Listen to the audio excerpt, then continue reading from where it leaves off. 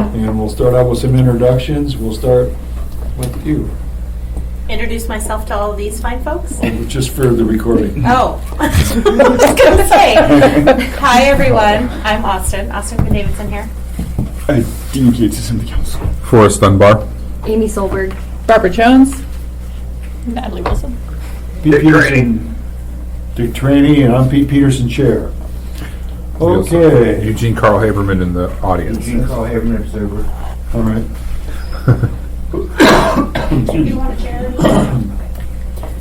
Let's go to some new business and hear about this Public Relations Society of America award that we must have won. Yes.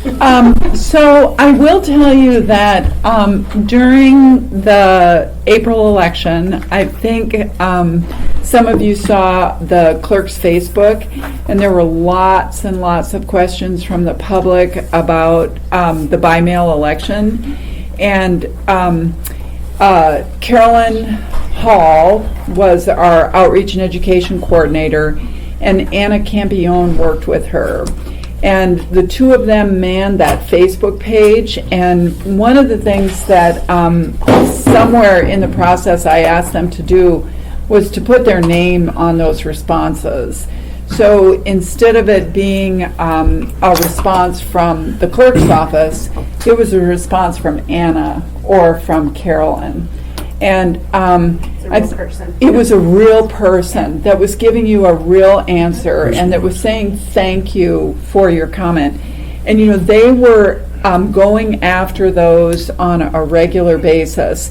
And I'll give Amy a lot of credit. She attended one of the clerks training conferences in Tacoma. We send our clerks to training at the Clerks Professional Development for Washington, Oregon, and Alaska.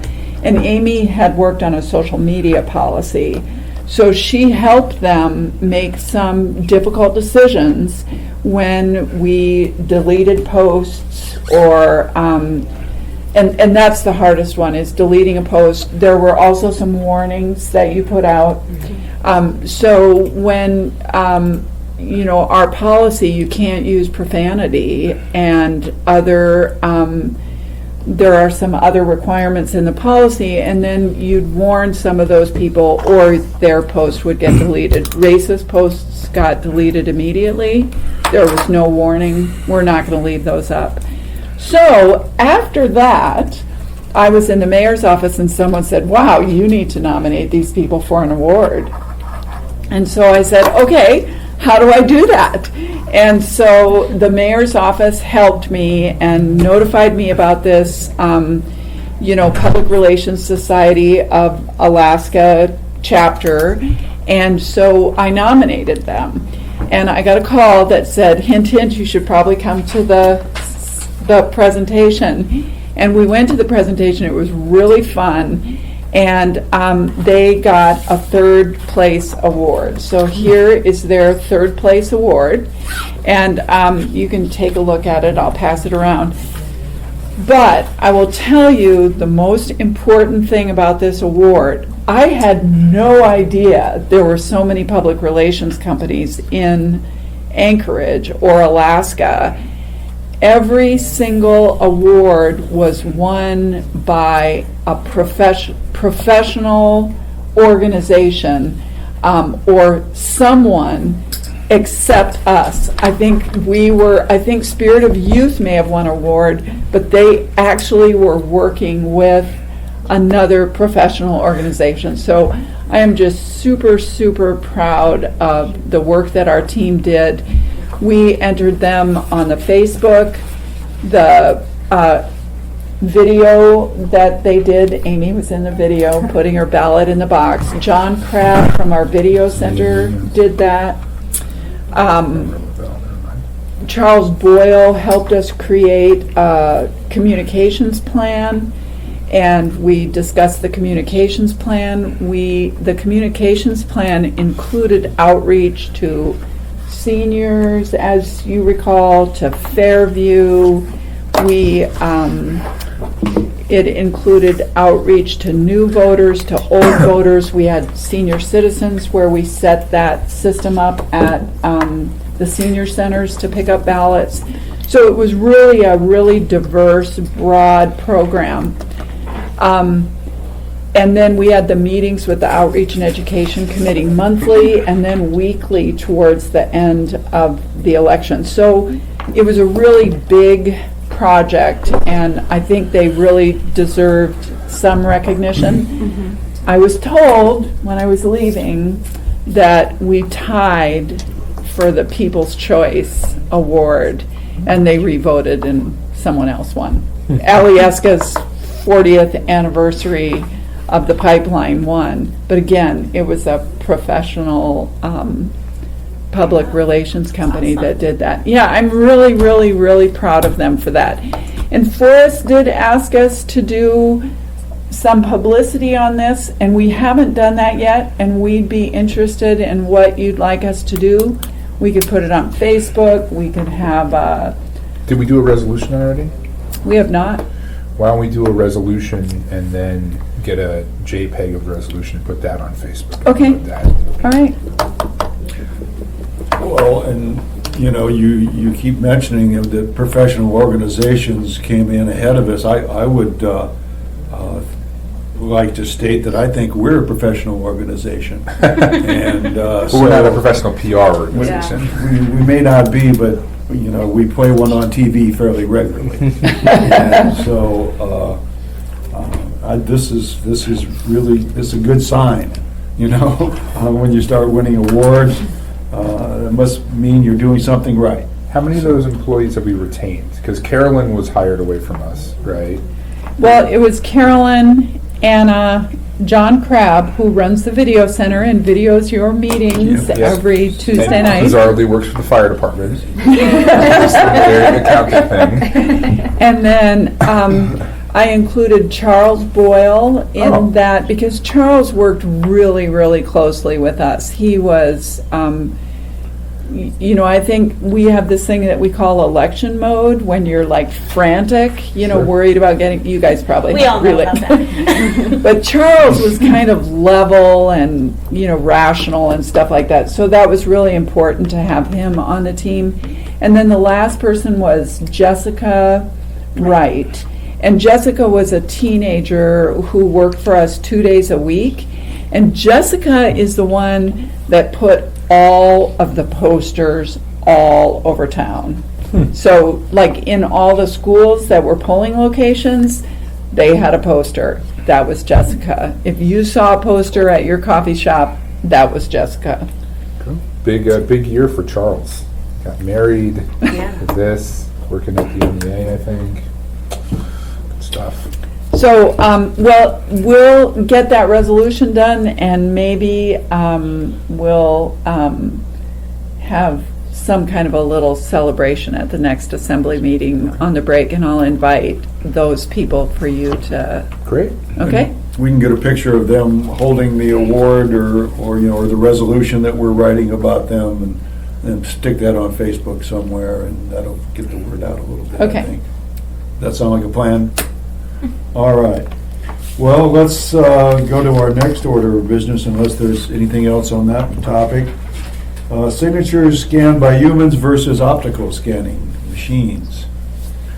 Mr. Chair, that is an issue of money.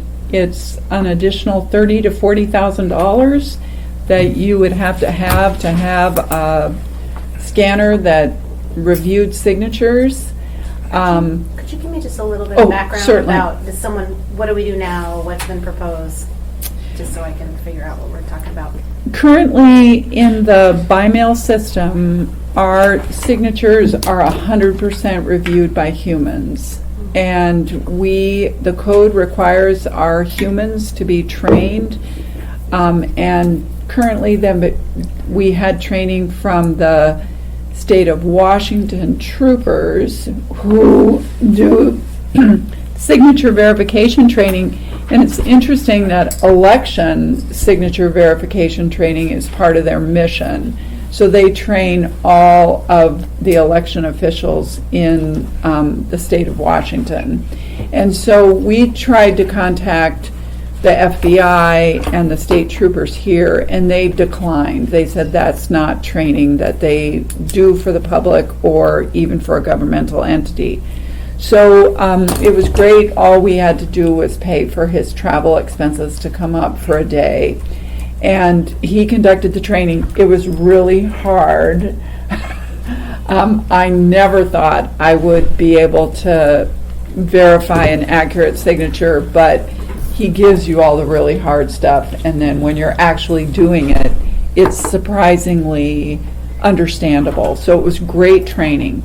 You know, I watched about a half hour of that training myself, and by the time that was finished, I was going, wow, there is a lot of little things to look for in somebody's signature that makes it very evident, you know, that person is the same person that signed the envelope, you know. Right, and I think our numbers were really good, that we ended up with like 97% of signatures were accepted and were valid. So it was really a high percent. So that's good. We wouldn't want it to be the opposite. So that is the system that we have now. The envelope goes through the scanner. There's an image taken of the whole envelope, and then just the scanned part where the signature is reports over to one of the signature verification computers, and then the workers are comparing that with a signature from the State of Alaska voter registration database.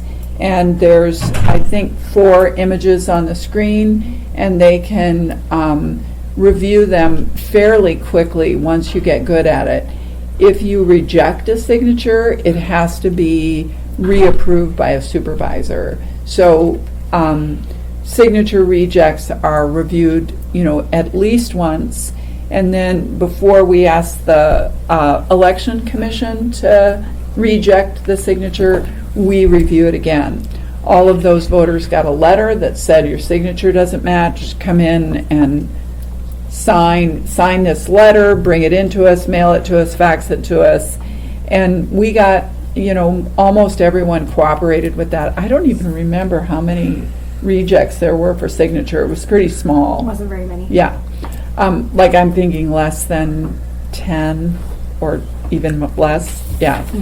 Out of Are you 78,000 votes. You're that's- talking in April, not the In most April, recent election. right. Okay. 'Cause Yeah, I brought those numbers with me just in case someone had questions about that.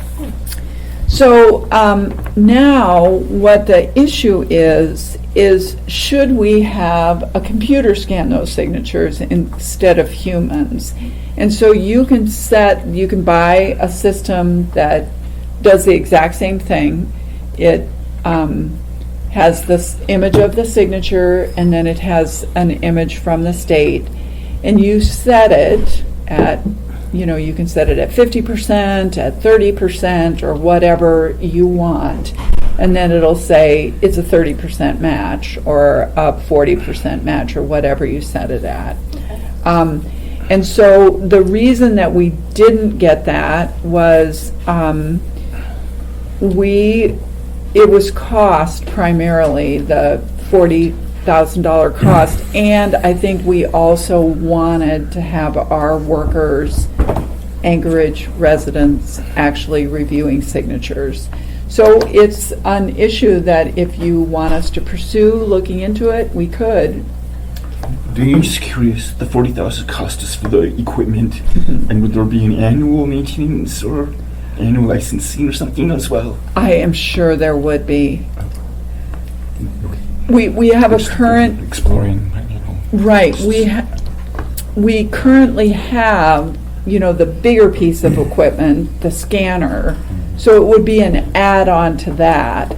So even though there'd be the cost of the big piece of equipment and the computer programming, I suspect the licensing would be fairly small, given that we already have a license agreement with that vendor. Fourth? Thank you, Mr. Chairman. So, you know, if I remember from the election and also from what you just said, it doesn't seem like we had a very high success rate with the humans, correct? I mean, it seems like we were generally, it seems very accurate, and I granted it might be a little bit difficult to tell if they put somebody through and it turns out it's not them, but we have almost no reports of voter fraud during this last, we'll go back to the regular election, I assume in the special election too. So I guess I'm questioning the need for this thing if our current system seems to be working well. Now, on the other hand, we did, it took us longer to process the ballots than we wanted to last time, or at the regular election. Would this speed things up? I do not know the answer to that. It could speed things up. I think that we did discover that was the slowest part. Is that right, Amy? When they did good on, so election day and the day after, and that was the day that I told you Yeah. we weren't going to have results, so we were concerned about that. Yeah. But we got all of those envelopes through in the morning, but having to review 10,000 signatures did take some time. Right. So I think I need to ask that question. Amy? We did get 2 more computers for that area, for that team. So we have 2 more capabilities for people to review. So that puts us up to 6 then? So I guess I'd follow up on this. I am leaning against us purchasing this add-on for the next regular election. I think we've had a lot of change, obviously, in the last year. We learned a lot then, we learned a lot in the special election, and I think we should at least try to do one more special election with the current system we have now and see if we can, it was a choke point in terms of time, I remember last time, but perhaps what we've learned, we can manage that and save ourselves $40,000 or so. Plus, as Dean said, probably annual operating costs. So my preference at this point is that we do not purchase this additional piece of equipment, given that we don't believe it will significantly increase our sort of voter security, because it does not seem like it seems like the systems we have in place caught the irregularities, right, last Correct. time. And I think there's also a desire in the public for this next regular election to try to bring down the costs a little bit, because our last election was quite expensive, not the special election, but the last regular election. So that's my thinking on it right now. Well, I think that makes sense. Mr. Dunbar, we recently found out that we may be short a few $1 million from what we thought we had on hand. And so if we can not spend $30,000 or $40,000 on something else, that leaves us something less to cut when we're putting our budget together for next year. Yeah. Austin? Thank you. Do you have to hire anyone extra to do that work, or is that just absorbed in staff time? Hire anyone extra to do which Any work? of the signature review, or do you just bring all your staff over to do that? I'm just trying to see if we're comparing a difference in cost. So for one of our biggest expenses, which I need to report out for you, and I just had some SAP budget training this week. So our biggest expense was probably labor, and we have some big expenses with our lease and our vendors. But then the next biggest expense was labor. I think we had about 60 employees working at the election center during the regular election. We had 60 slots. They weren't all full-time. They're Amy and me are the only full-time regular employees at the election center. But there were 60 that were part-time temporary election workers. And so that team, and I think we started out with probably about 8 people, and it ended up being probably about 5 that did the signature verification. So we'll increase it probably by 2, but what happened in the regular election and in the special is that we figured out they come in, they do drop boxes, because we pick up the drop boxes first thing. Then when they get back from the drop boxes, they do signature verification. And then when they're done with that, they open envelopes, and then they go home about 2. So it worked out really good We're not paying someone overtime. They're not sitting around waiting for envelopes to come through. So I think we're going to be a lot more efficient, and we're not going to need 60 people. But to Miss, go ahead, you can, No, yeah. I think the follow-up you're asking is, if we were to have this machine, could we hire fewer people? Yeah. We're gonna do a Oh, comparison of what the cost is. I'm in no hurry to buy this machine. I think Forrest made really good points about the costs we've already incurred. So I think it's fine in the changes that have happened. I'm just curious, if we say, oh, it's $40,000, that's a lot. That might not be a lot compared to the staff time that you're paying to review the signatures, particularly over 2 years or 3 years. Just a question. I think I don't know the answer to that. I'm sorry, I didn't understand the question. That's okay. Our Sounds election like you said workers useful. are paid $12 an hour. And so what I'm telling you is we're using them for part of the day for $12 an hour. And so I think it's going to be really hard for us to get to $60,000. But I think we can probably try and figure that out. How much time do they work on signature verification?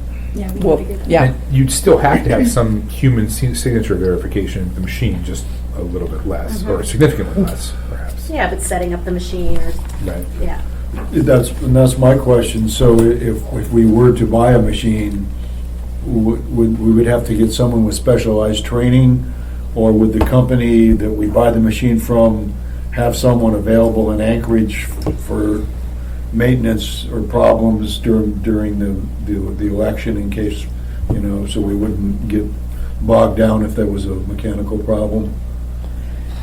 We do have agreements with our vendors that they do have on-site maintenance during the election, but, it's no guarantee if there's a parts problem, because there are no, we have a whole bunch of parts, but something could still go wrong.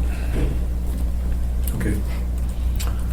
All right. Can I sort of just a side note question?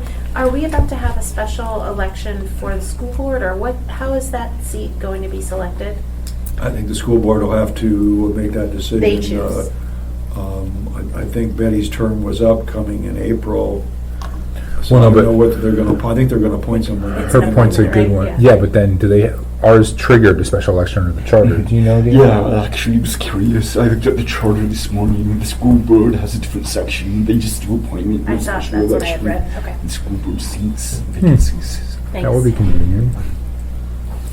So, we dodged a bullet on that additional special election just for practice. We probably really didn't need that much more practice, do we? I think the Dean? expense is problematic. I was curious. Well, I had one comment, I guess, for comparison with our number of election workers for this vote by mail election. Poll-based for synced elections, we had to hire about, was it over 200? 600. 600. Temporary election workers. So 600, you see, I don't have good numbers. So it's a huge reduction in our labor costs in comparison. But I know we also had a lot of one-time costs that made this last vote by mail election more costly, but costs we won't expect to recur. So that's, I guess, my basic assumption. But I wanted to point out we had 600 workers down to 60. And then I had my question was, would it be worthwhile to do a code amendment? And just a quick look, we have the signature verification subsection in code now that sets out the training for the reviewers. And should we do a code amendment before the next election, just saying optional we can do the human scanning or optical scanning equipment, either one. So at least it would be in place in code, so you could do optical scanning if you're ready, or if you're not, for the future years. It's in place there. And we have that current Title 28 Right. review going on anyway. So through the chair, I would like to suggest that we put that, I used to have a shoebox of all my proposed code changes, and so I think that needs to be part of the discussion for our Title 28 code rewrite group. And I know that the chair asked Assemblymember Quinn Davidson to be part of that, to help us make some suggestions about special assembly elections. So we would welcome you to join that group, and Amy's going to get the group restarted. We've had 1 or 2 meetings, and then we'll just get that restarted. So that was one of your questions. I think we can certainly take a look at that. The second question on the workers, I do want to make a comment about going from 600 workers to 60. So after my SAP training this week, where I looked at our budget to actuals, I discovered something that I did not budget for. The 600 workers under, there's an exemption in federal law for election workers, and you don't have to get an I-9, they don't have to complete a W-2, they don't have to have Social Security withheld, and so I paid those workers a straight hourly rate, $12 an hour. So there's no employer burden on those workers. For the 60, forgot about that. They are municipal employees because they work over that IRS threshold amount because they're working a little bit longer and more hours. So I had that 14% payroll burden for Medicare, Social Security, unemployment insurance, and I did not plan for that. And so that's why I think that's one of the reasons I think I kind of blew the budget. But I know about it now, and we're just going to have less workers next year. So we think we might be able to get by with 10 fewer or 20 fewer, or we have an idea what number to aim for at this point? Well, Amy ran the special election this summer, so I think she probably has a better idea than I do how many people, but I think the volume is so different. I don't know if we know the answer to that yet. Do you? No, we can look into it. All right. Okay, any other comments or questions about human scanning versus optical? Someday all of our jobs will be done by machines. Unfortunately, you're probably right. Let's have a discussion on, we'll go down to number C, about whether Saturday should be the election day versus right now our elections end on Tuesdays. And they have for quite some time, so this could be, some people might see this as being controversial. Forrest? Mr. Peterson, I guess I would just suggest that we not have a prolonged discussion about this today, because the primary pusher for this is Mr. Croft, and he's not here. That's all I was going to say. Yeah. I'm not sure if there's anybody here to speak in favor of it passionately. The issue that Dean and I unfortunately discovered is that the election calendar is set up on a 7-day schedule, and all of it, so every deadline for publication, for notices, everything then would be on Saturday. And that That is, could change, right, by code. Is it code or charter? I don't recall. I mean, not that I'm a proponent, I don't really Right. understand this, but Right, so it's a bigger change than just saying, oh, by the way, election day is this Yeah. day. The other dilemma that brings is that the accessible vote centers have to open on a Saturday. The mailing happens on a Saturday.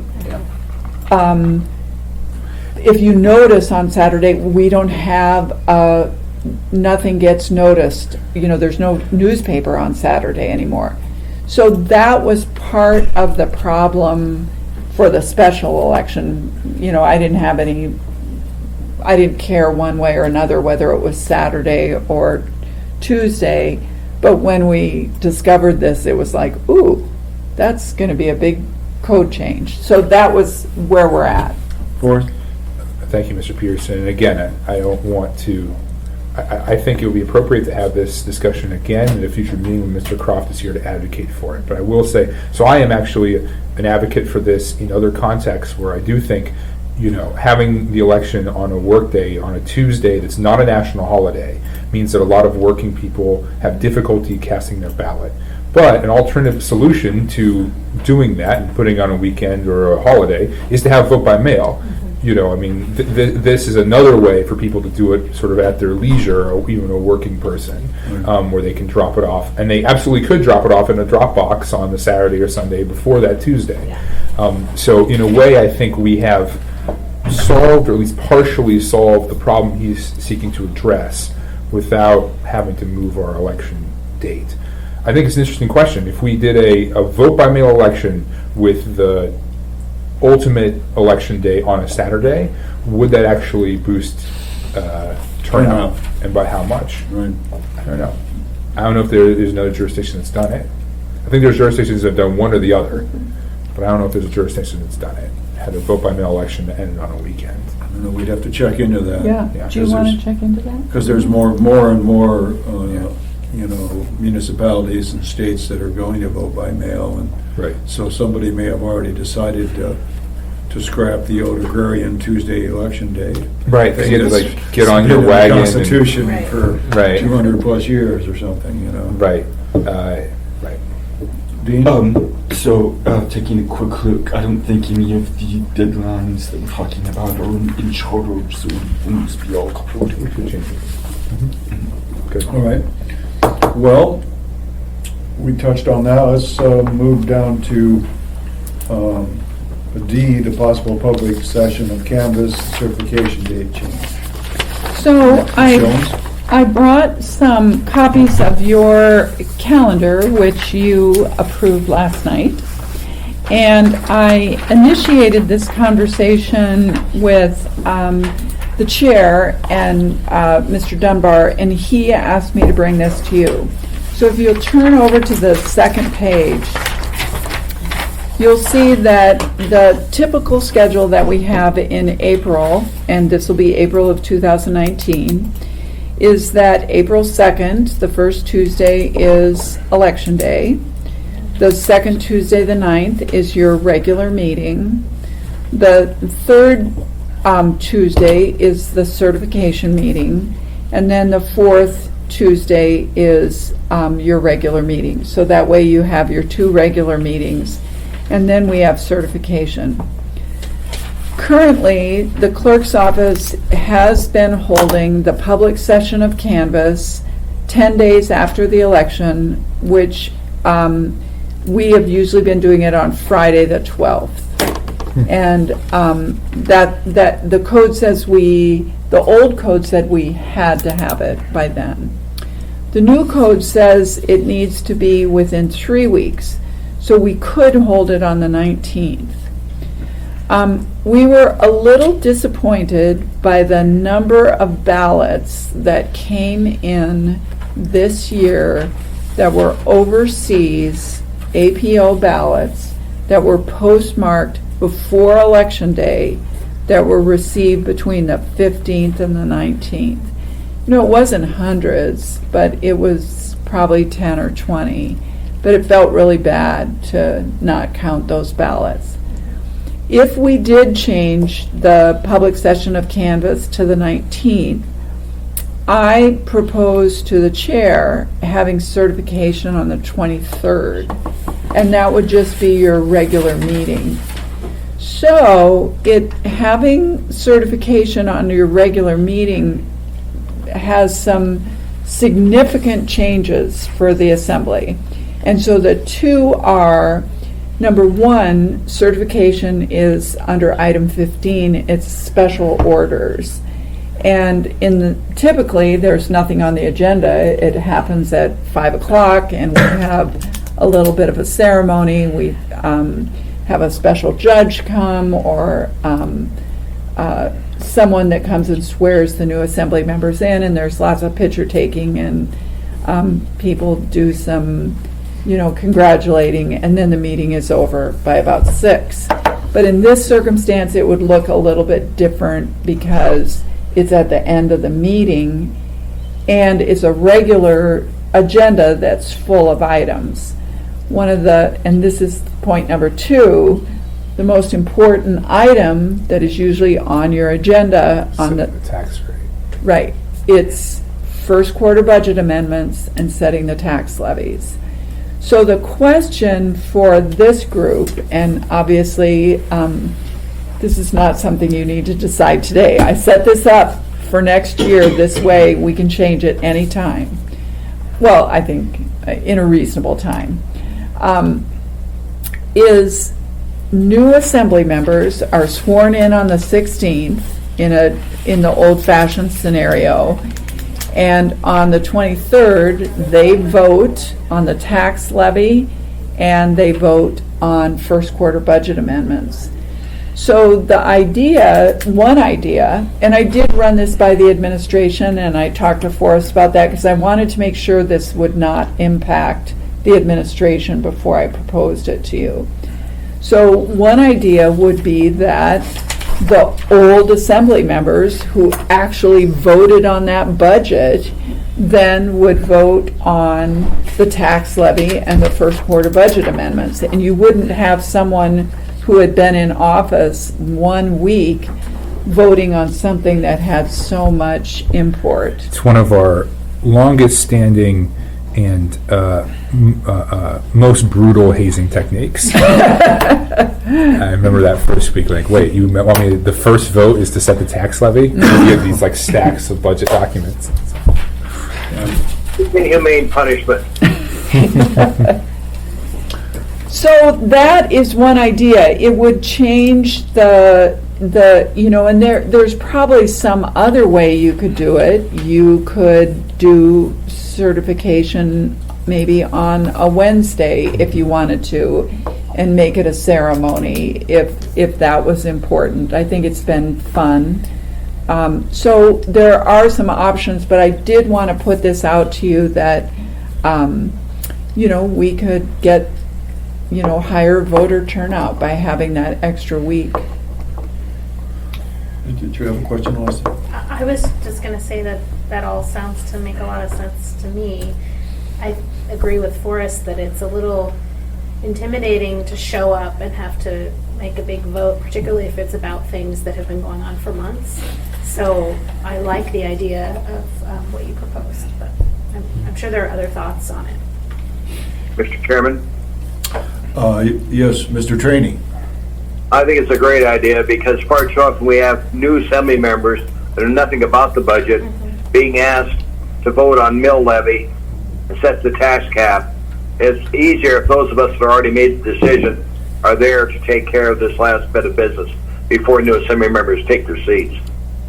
Right, the new assembly member may not even know what a mill levy is. Yeah. Now, You would hope that they would, but this would be a better route to take. Thank you, Barbara. thank you, Mr. Trainee. Forrest? Yeah, I guess my one concern is, so I sort of wish we had done this this past election, not the special election again, but the regular election, because it was a mayoral election, so there were no assembly seats that changed hands. I am a little worried that, there's a chance Mr. Trainee will be leaving the body. Myself, Mr. Weddleton, Ms. Demboski, and Eric are all up, and any number of us could lose our election. And if you were to have a change of leadership or control of the assembly, then you would be potentially frustrating the desires of the new majority if they wanted to come in and say, no, we're slashing the tax levy. Although you don't actually have, at that point, I'm trying to think, the mill is kind of a fait accompli at that point, right? I mean, you vote for it or against it, but the budget is already rolling, so you need to get the taxes, right? I'm trying to think how. I think it's a formula that's going to get plugged, right? Right. So that's, but still, I do think there could be that perception of politics and again, sort of frustrating the results of the most recent election if there is a large changing of the guard. If there isn't, then it's sort of neither here nor there. But yeah. Well, Mr. Trainee's term limit is that we're going to have one new member. At least one new member. And a month that happens, I'm leaving the body. Yeah, that's That's certainly true. Although, I don't know, Mr. Trainee, you might figure out a way to stay. Yeah. Dean? But nonetheless, from my perspective, I think it makes sense, especially for new Assembly members that don't have the history. No matter what you do, somebody's not going to like it. So we just take our chances and do what's best for the city, and that's to let the current members vote on this. Well, I do think, Mr. Peterson, I mean, I do think, well, correct me if I'm wrong, I don't know. When I think of these overseas voters will potentially have been disenfranchised by this system, I would assume that a good chunk of them would be military folks. Is that the case? APOs, that's correct. So we are making this change that might frustrate the abilities of the incoming members to impact policy for this one meeting, but we'd be, on the flip side, enfranchising a fairly sizable chunk of military voters. And so I think that is an admirable purpose. Thank you. Yeah. Did you have something to say, Dean? I was just going to mention, I think Forrest mentioned the election of the chair in the organization. In code, we can change that in part of our Title 28 code. I hadn't If you thought want, of it's in that. Title 2. And it says the third Tuesday after the election is when you have to meet to reorganize. So if that's like a problematic date, we can change that to the fourth Tuesday, fifth Tuesday. Well, that's currently code. is that a special order? What does the code currently say? Third Tuesday. To reorganize and elect the chair or vice Mm-hmm. chair. It's the no later than the third Tuesday following each regular election, and that's in 2/30/10. So we could adjust that by But calling no the later meeting than, needed. so. You know, I just had a thought. So if both the certification of the election and I believe also the reorganization are special orders, they would be on the agenda on the 23rd. And so likely the change in the assembly isn't going to be so large that it really matters who is seating and who is not, right? I mean, you could complete this last chunk of big business, set the tax levy, then you certify, and then you reorganize. You could do that all in one night. It'd be a busy night, but you do it all. But if I guess then you would have to, if you felt it was an injustice, you could change the order of the day, right? And which is what we did with Austin, and bring item 15 at least up above the 14s, and I think the 14s is where the tax levy is set, right? I don't know the answer. I'm pretty sure it is. It's an It's- AO, so, Yeah, it or has an to be. It has AR, to have- right. has public Exactly. hearing. Right. So you actually could both have your have your certification and your reorganization before you got to the largest items of that night.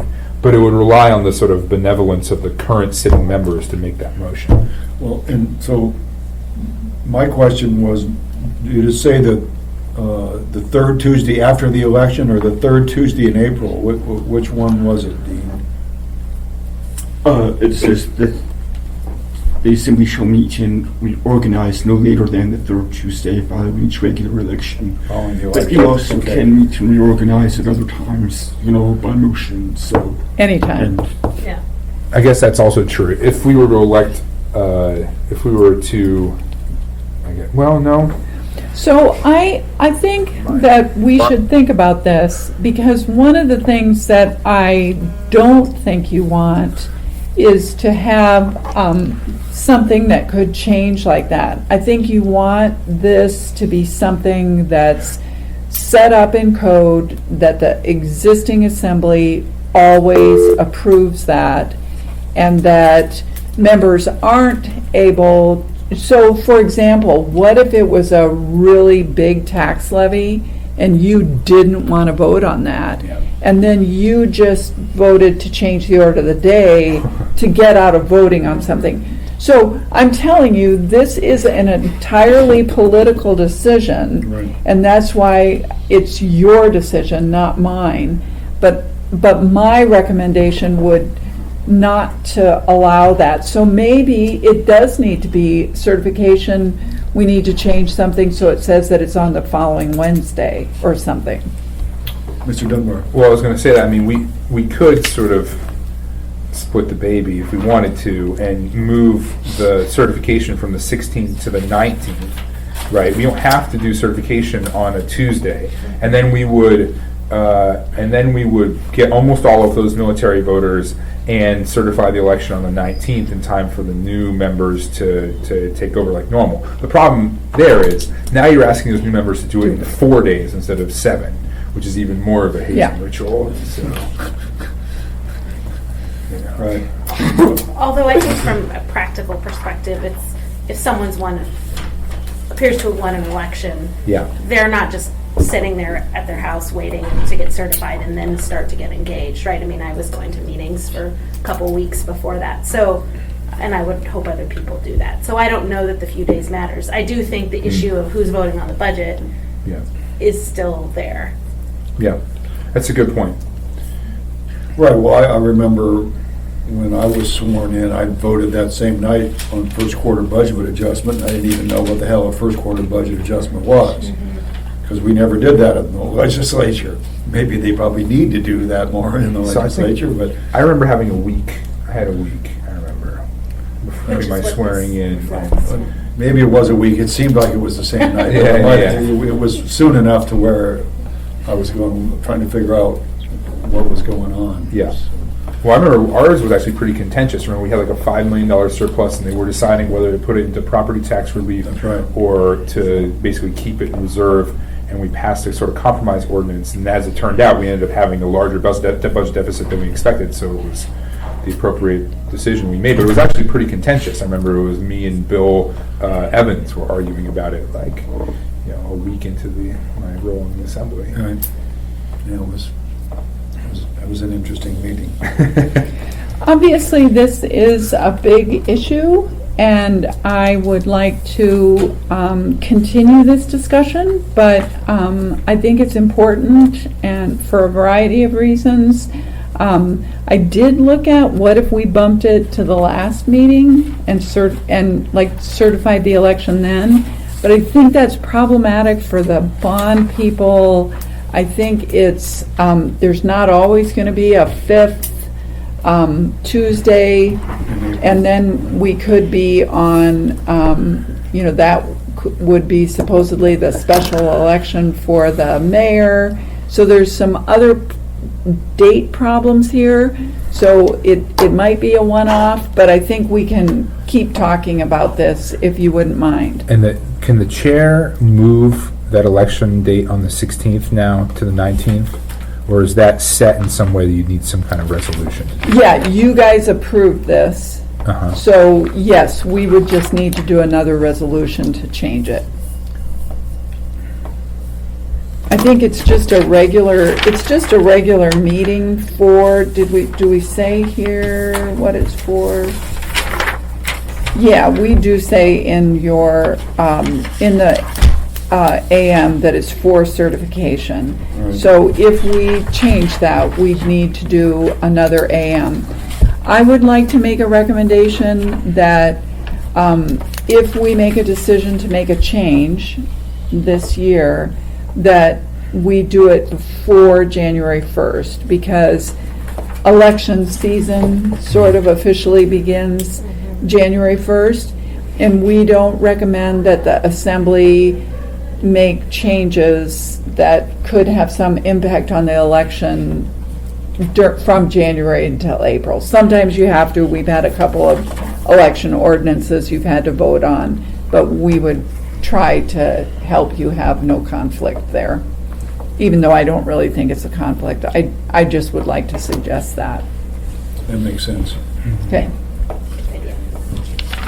With no use trying to set ourselves up for a whole lot of public criticism about changing things, for members that are currently seated, just a couple of months before the election or something. I could see how some people would be critical about that. Okay. Any other thoughts about this certification and date change that we've been discussing? Okay. Any additional old business that we've talked about in the past that we haven't talked about yet today? Austin? I was just going to ask, following up on 3D, so will we just bring that back in a future meeting to discuss, or what are the next steps for making that decision? We can put that on the agenda again for next month if people have ideas that they want to discuss or research over the next 4 weeks or so, we can bring it up again and discuss it. And then it could be a continual discussion until we finally make a decision on what we want to do. Forrest?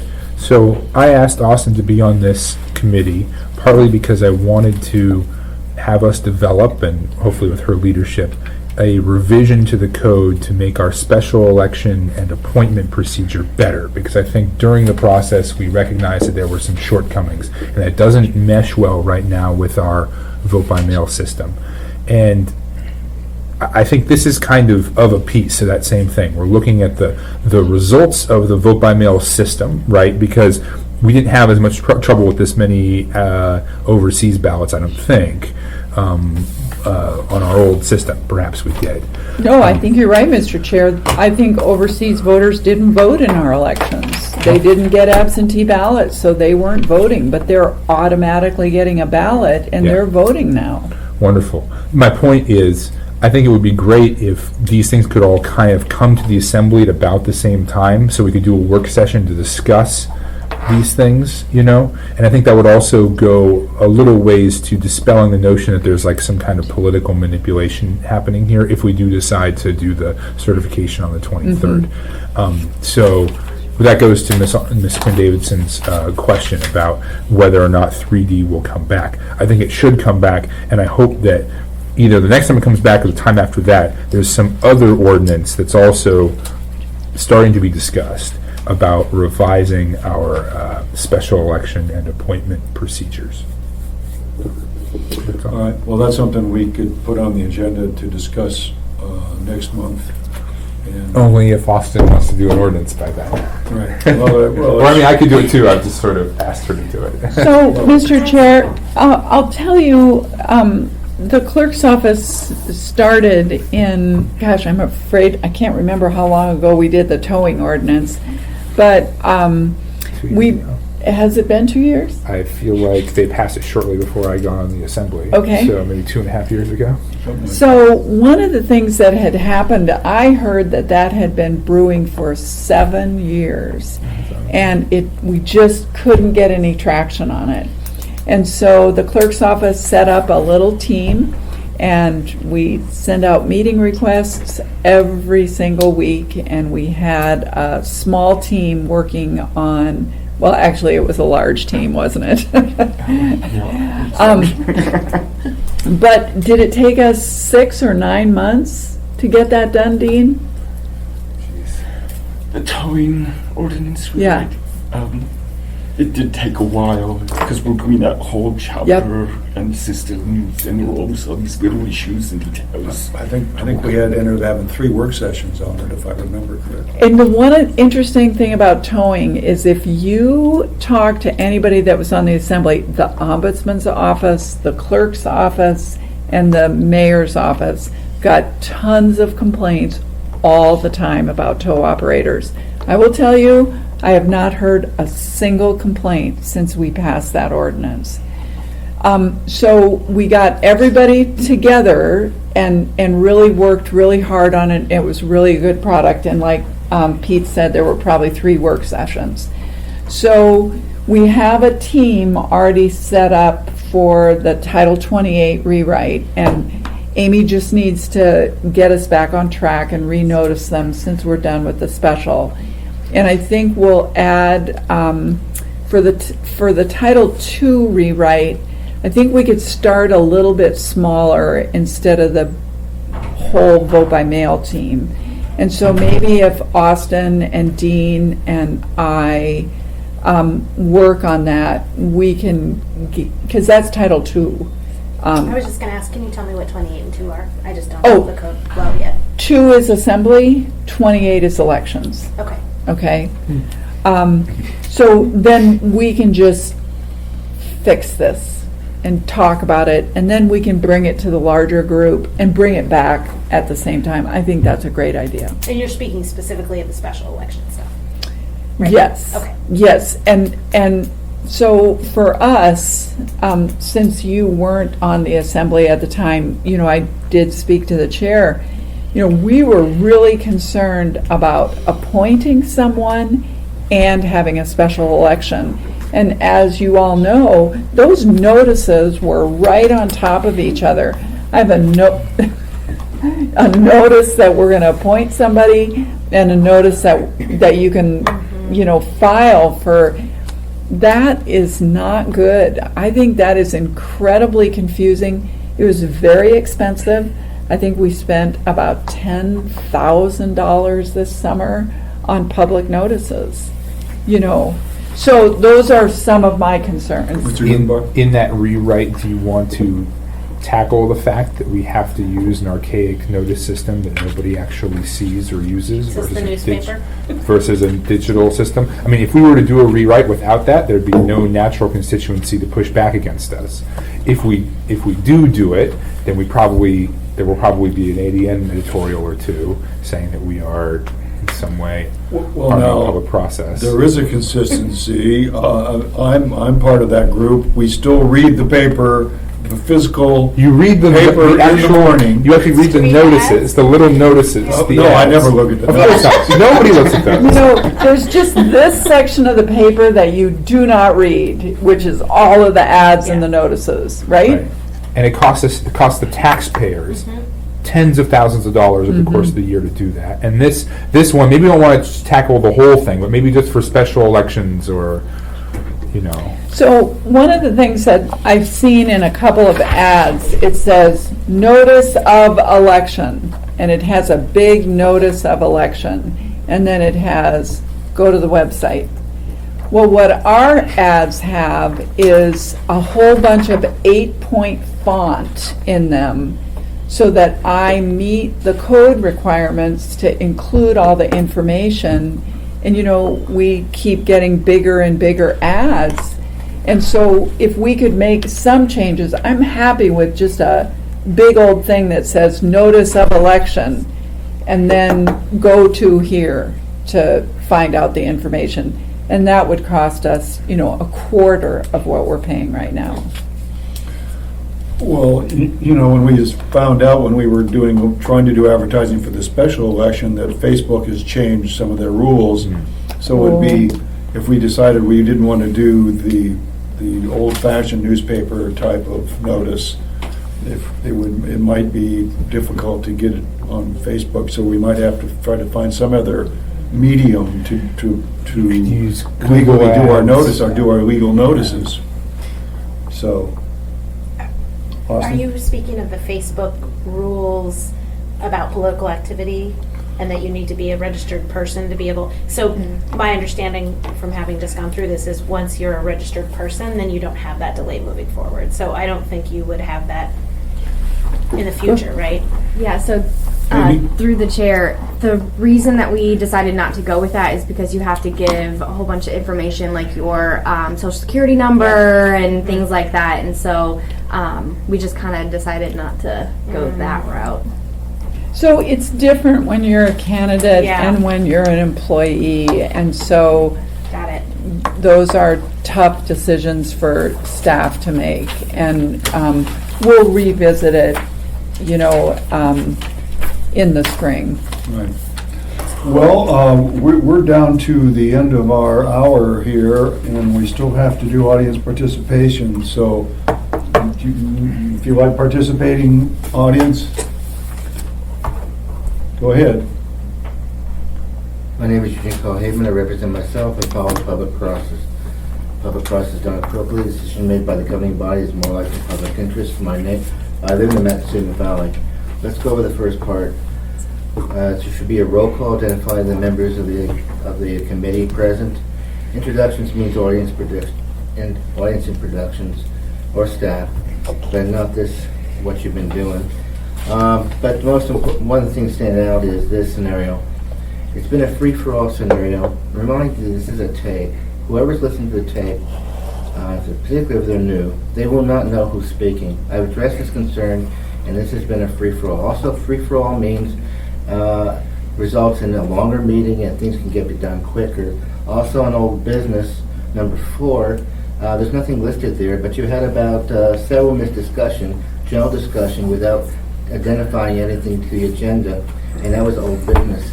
It should have been identified there as old business, not just old business. And another thing is this on the seat concerning the school board. Betty Davis submitted a resignation at the school board meeting Monday. It stands due to health reasons, and I hope she's okay. But in a recent special election that the Anchorage had, there was a health reason resignation, and there was an election for an assembly member. And my question also is obvious, is why are you all not having a special election for a school board member when the same reason is occurring with a seat dealing with the school board? And that should have been addressed, and that should have been publicly announced, particularly at the last assembly meeting. Since you had assembly meeting Tuesday, and the news came out on Monday at the school board, and that should have been addressed there and announced, and what you were going to do as an assembly. And I know, obviously, I'm not saying the school board should not be involved, that's their principal party, but assembly, you're in charge of the elections, and that should have been taken care of there, and not wait for that. And then last thing, I guess, is, and I'll leave with this comment, and the meeting's 12 to 1. You're running the clock, and I've seen the situation is to give a chance to the public, and basically giving me a chance about 1 minute before 1 o'clock. And that's, some of you were aware of the time scenario, and just kept this thing discussing an issue generally with what's not even on the agenda, was not part of old business. And that's not the way to go. But I've seen the run the clock, and I'll just last one thing. Last night's meeting, you gave me 2 minutes. Question is that obviously the 12, I heard the thing was going to close to 11:45, but it was like around 11:30, and you only gave me 2 minutes. So a question, whatever motion you did last night is being correct. And now we're not going to have, obviously, a standard is you're going to ignore what I say and not say anything in response to the meeting. And that's standard here. Austin? Can I respond? I just want to thank you for bringing up that point about the recordings. And we actually just got an email about this today, and you're totally right. And I think I'm the biggest offender because I'm speaking more casually and not always introducing myself. So I'll try to be better about that. Thanks for the reminder. For the record, I keep on reminding them, but they ignore it. All right, well, we're officially adjourned. See you next month.